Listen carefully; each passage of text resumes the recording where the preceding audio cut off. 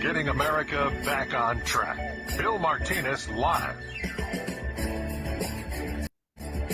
6 minutes after the top of the hour, Bill Martinez here. Great to have you with us, sharing a part of your day. For more information on the show, you can check it out, BillMartinezShow.com. Dr. John Lott joins us now to talk about the Biden gun regulations that don't affect mass shootings.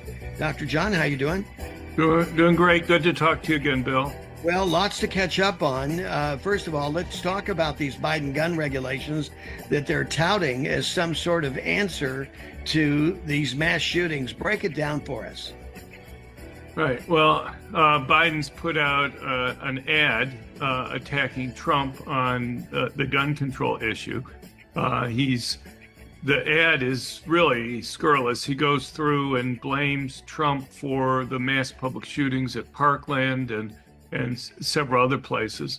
Mm-hmm. And then he says Trump doesn't want to do anything to stop these, but he is trying to do something. And the one regulation that he mentions are the background checks on the private transfers of guns that they're putting through from his Bureau of Alcohol, Tobacco, and Firearms, essentially classifying everybody just about as a firearms dealer. Mm-hmm. And, the problem is, after the Uvalde report came out recently, the number one solution that he mentioned, was background checks on private transfers of guns. It wouldn't have stopped the Uvalde attack. Right. In fact, it wouldn't have stopped one mass public shooting this century, even if such a law had been in effect and perfectly enforced. But yet, this is what they tried out. I mean, you and I know that they have other reasons for going and pushing this other than what they claim. I just wish somebody in the press would go and ask them, well, why is this your number one solution to mm-hmm. these attacks when it wouldn't have stopped any of these attacks? And, right. I think, the reason is that they're putting together this National Gun Registry. As about 2 years ago, they had put together a computerized database of almost 1 billion firearms transactions over decades. Mm-hmm. And they want to make sure that they have all the transfers that occur. And so, at least for law-abiding citizens, they're not going to obviously have it for criminals. Right. And they want to make sure that they have a complete one, know who got transferred guns. And that's the reason why they're trying to do this. But look, it's also wrong to say Trump doesn't want to do anything.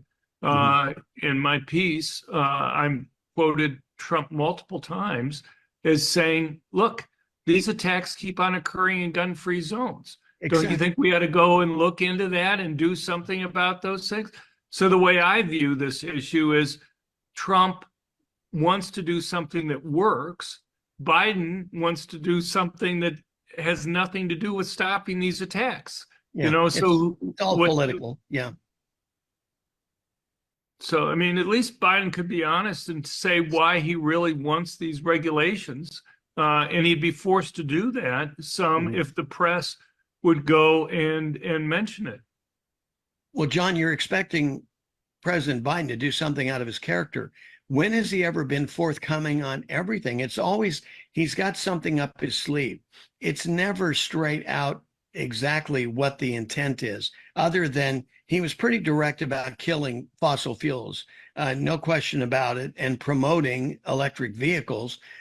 He was straight up about that. So I'll give him credit there. But particularly when it comes to the Second Amendment, that's a whole nother bailiwick and another, almost a card trick, a shift of cards and dealing under the deck and not being, direct with us. And like you said, this is what is frustrating Americans, is that the media is not being forthcoming and doing their job. And this is why they continue to lose subscribers. And people, are in essence, giving them very low credibility marks anymore, because you really can't trust the media to do their job, John. Right. Well, the media is doing its best to try to support Biden right now. Exactly.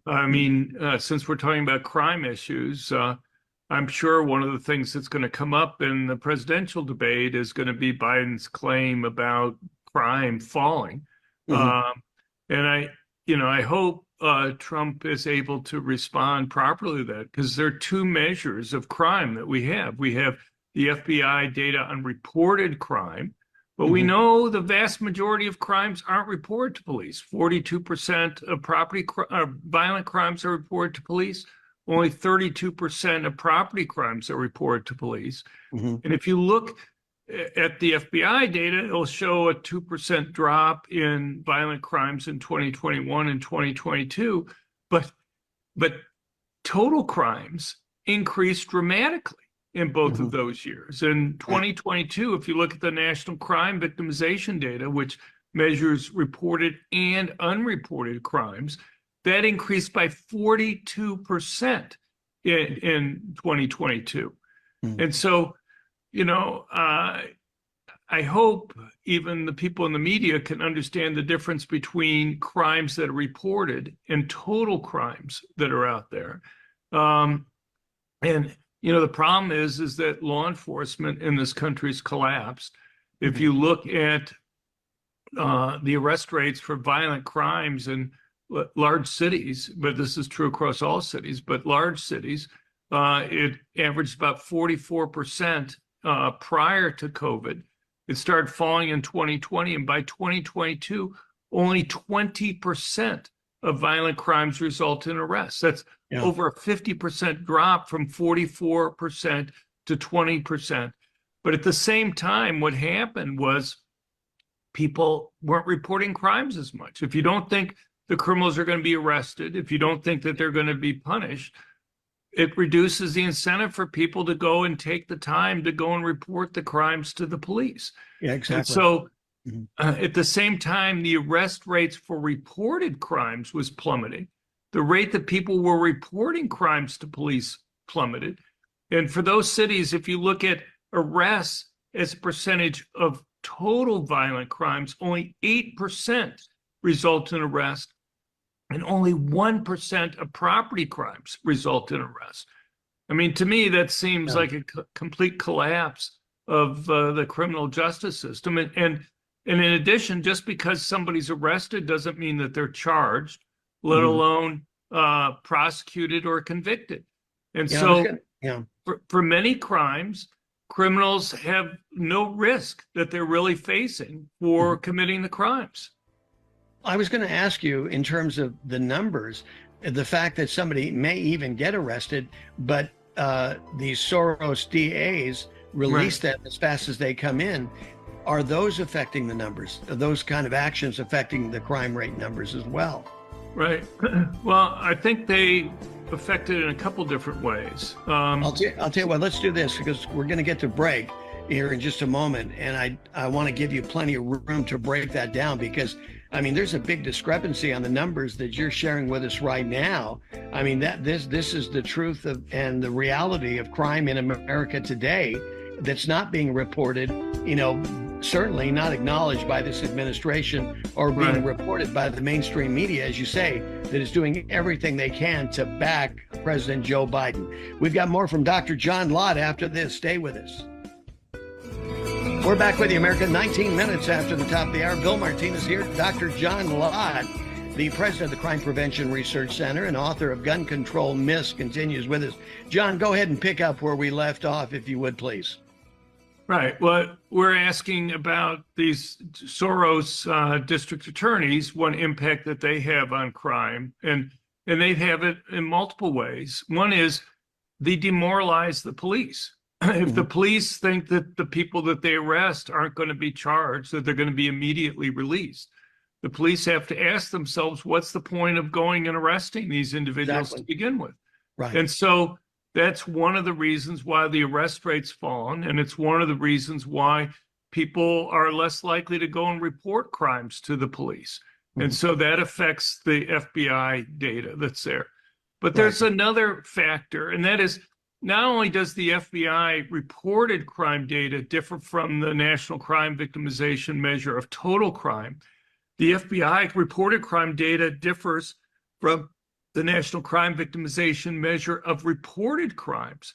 So if you look at 2022, for example, while the FBI showed a 2% drop in violent crime, the National Crime Victimization Survey measure of reported crime showed a 29% increase.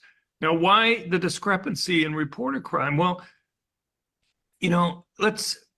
if you take Manhattan, Alvin Bragg, for example, he's reduced the charges for 60% of felonies that were there, almost all of those reducing them from felonies to misdemeanors. And the big category there are assaults. And so an aggravated assault would be, let's say, an assault with a gun. And he doesn't want to charge criminals with gun crimes. And so he's reducing those aggravated assaults to what they call simple assaults, which are misdemeanors. And the problem is that the FBI crime reported data just deals with aggravated assaults, felonies, and doesn't count the simple assaults that are there. And so by reclassifying them and by not charging these individuals with weapons offenses, he's reduced the number of reported violent crimes that are counted by the FBI. And the thing is, though, when you have the National Crime Victimization Survey, so they ask like 40 questions to people, these 240,000 people that they survey each year. They'll go and ask them, have you been a victim of a crime? Characteristics of where the crime occurred, when it occurred, the characteristics of the criminal, what was involved in the crime, how you responded, what the final outcome was, and whether you reported it. They'll ask them, what were the characteristics of the crime? And the person will say they were assaulted and the person had a gun. Well, the National Crime Victimization data counts that as an aggravated assault, even though the FBI data doesn't, because the district attorney wouldn't charge the person with a weapons offense. And so you can get an increase in aggravated assaults with the National Crime Victimization data that will show a drop with the FBI reported crime data.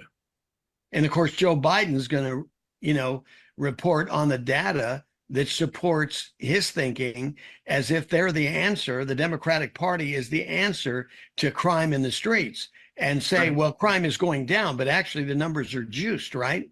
Well, yeah, and it's worse than just Biden doing it. The media has been carrying water for him on this issue. Right. And so, just a week ago, you had, this week, you had Tim Scott from Senator from South Carolina, going and talking about the increase in crime in the country. And, the moderator, the host there, was saying, oh, no, you're wrong. Violent crime is falling, and pointing to the FBI crime data.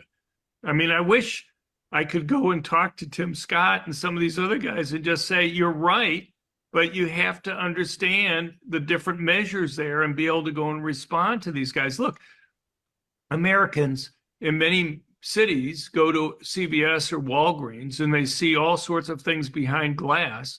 They see they have to go and get a salesperson to come out, unlock the glass, and stand next to them while they're reading the ingredients that are there. It's the stores aren't doing that because it's fun, or they just want to go and spend extra money, or they want their sales clerks to have to go and walk around the store and open glass cases for people. They do it. People know that wasn't the case a few years ago. And the reason why they're having to do it is because of increased crime. You see, you're exercising common sense here, John. I mean, just by observation, a real simple observation like that would tell you that what the crime statistics, the true crime statistics versus what the FBI is reporting, that there's a conflict there. And like you say, unfortunately, the mainstream media is carrying the water for those that, for the Bloombergs of the world and whatever they want to say, that somehow these policies are positive, and that, the things that they're promoting are bringing, crime down. But the other thing to consider is, ever since we have this movement about defunding the police, John, this is also an extension of the problem, isn't it? Right. Look, this isn't rocket science. You have a huge drop in arrest rates, in part because you've had defunding the police. Even if they go and hire new police in the last year or so to try to reduce that, you've lost police that have 10, 15, 20 years of experience. Exactly. You've lost them from retirements, for example, because they've got fed up with what's happening. Somebody who's been on the job for 6 months or a year simply doesn't have the effectiveness of somebody who had 15 years of experience that you've lost now. Exactly. And so, it's not rocket science. You see this huge drop in arrest rates. Criminals don't have much to worry about in terms of facing any penalties. And so guess what? You have more crime. And so all this fits together to me. Right. You have a collapse in law enforcement and you have big increases in crime. And the FBI data is messed up because of the fact that because law enforcement's collapsed, people aren't reporting crime to the police at the rate that they were before. Exactly. John, we got about 2.5 minutes left, and I did want you to address, one of the latest Supreme Court decisions regarding our Second Amendment right. Tell our audience about that, if you would. Right. Well, there was a case that they just decided this past Friday called Rahimi.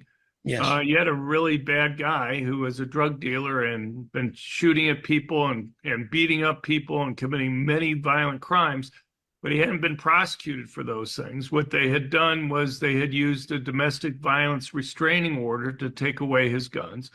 And so the question before the Supreme Court was, do you have to be convicted of a violent crime or not to be able to go and take away somebody's guns? Now, he had the opportunity for a hearing, due process, but had turned it down. And the court basically said, look, if you go through, at least this is implied from Roberts right up there, that if you go through due process, you can temporarily lose your right to be able to go and own a gun.